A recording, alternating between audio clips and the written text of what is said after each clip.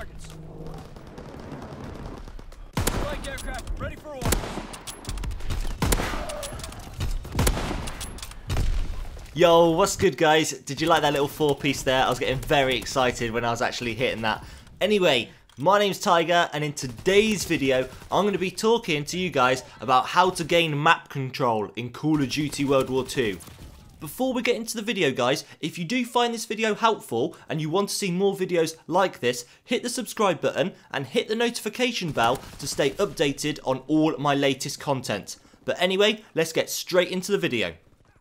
Now the reason why gaining map control is so important because it literally helps every single player in Call of Duty. It doesn't matter if you're a very casual player who likes to play team deathmatch on core or hardcore, or even if you are a competitive player playing the CWL rules.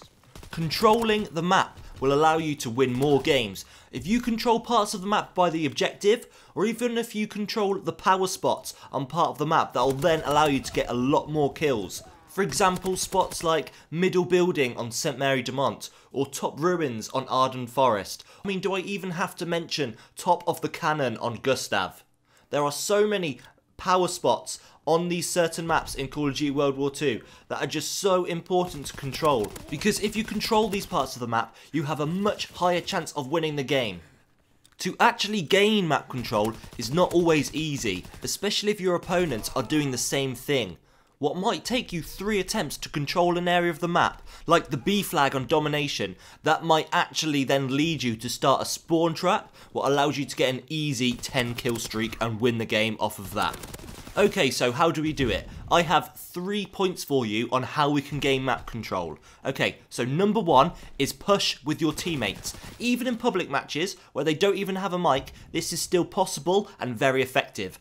Use your team to bait and switch. What I mean by this is use your teammates to find the enemies and then get in good positions to kill those players that they are shooting at.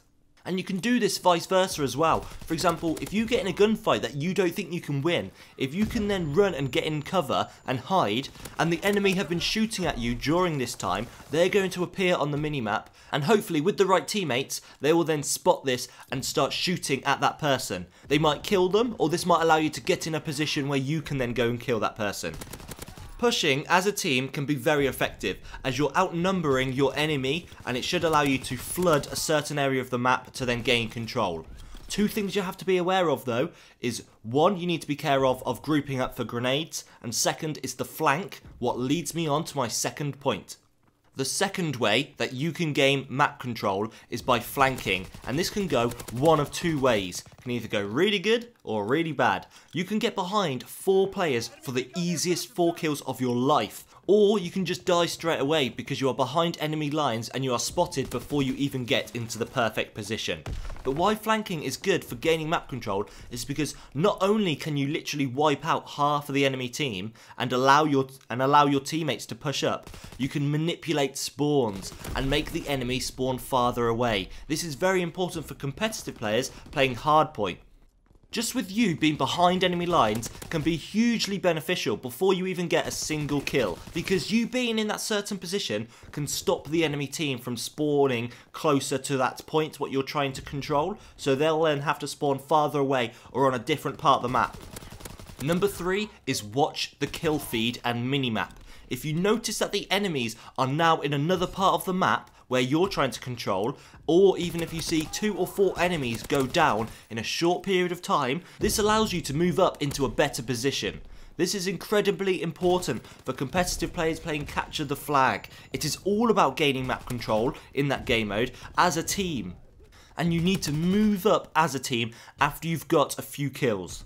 But guys, I cannot stress this enough that these tips aren't just important for competitive players. These tips will help every single one of you gain map control and win the game, because like I said, if you control those really important parts of the map, those really strong power spots on these certain maps, and there really are, in COD World War II, there are some really good spots to control. And even if you just spend the entire game trying to control these spots, you might find that you have a really impressive KD and you've helped your team then go on to win the game.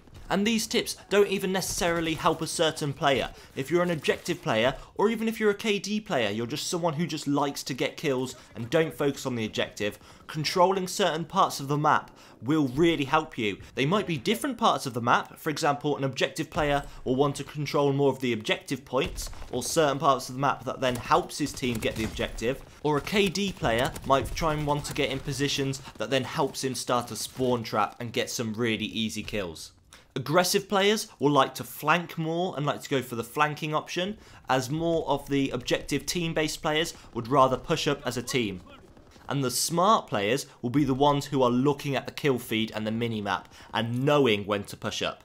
Gaining map control is not easy, guys. These tips might sound easy, but knowing when to push up, knowing when the best options are to flank, and knowing when to not bunch up as a team to stop you all dying instantly is very important. You have to watch so many things. For example, if you are pushing with your team, you need to have someone watching the flank because you're leaving that open. Okay guys, that is it. I really hope you found value from this video, and if you did, consider subscribing, as I do a lot more content like this to help you guys get better at Call of Duty. But that's all from me today, guys. Take care, and I'll see you in the next one.